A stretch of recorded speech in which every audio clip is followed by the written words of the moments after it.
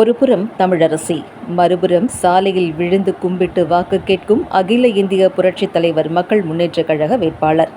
சிவகங்கை மாவட்டம் திருபுவனம் அருகே உள்ள அகரம் பகுதியைச் சேர்ந்த திலகராஜ், அகில இந்திய புரட்சித் தலைவர் மக்கள் முன்னேற்றக் கழகம் சார்பில் தென்னை மரம் சின்னத்தில் மானாமதுரை சட்டமன்ற தொகுதிக்கான வேட்பாளராக அறிவிக்கப்பட்டுள்ளார்.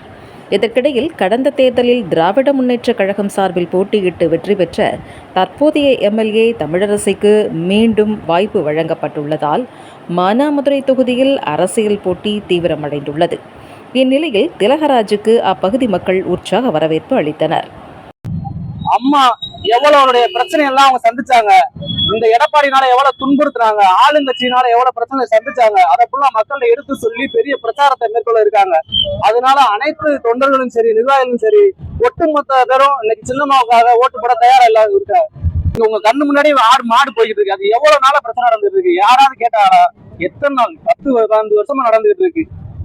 காவேரி குடிநீர் முழுசா நடந்திருக்கா? இல்ல. பஸ் ஸ்டாண்ட் வந்திருக்காங்க, எவ்வளவு நாளா கேட்டுருக்காங்க மக்கள், ஒரு நாள் பஸ் ஸ்டாண்ட் வரல. எவ்வளவு பிரச்சனை, கழிப்பறை வசதி இல்ல, எவ்வளவு நாளா இன்னைக்கு நடந்து வர சண்டைக்கு வர எவ்வளவு பிரச்சனை இருக்கு. ஒரு ரோடு சரியா பஸ் வந்து போக முடியுதா? நிழல் கூட இல்ல, ஒரு நிழல் கூட இல்ல. எல்லா பிரச்சனைக்கும் அம்மா அவங்களோட அறிக்கையில சொல்லுவாங்க. அதை மென்ஷன் பண்ணி நாங்க எல்லாரும் ஓட்டு கேட்போம். அம்மாவை வாக்கு செய்யறதுல கண்டிப்பா ஜெயிப்போம். எல்லாருக்கும் நன்றி.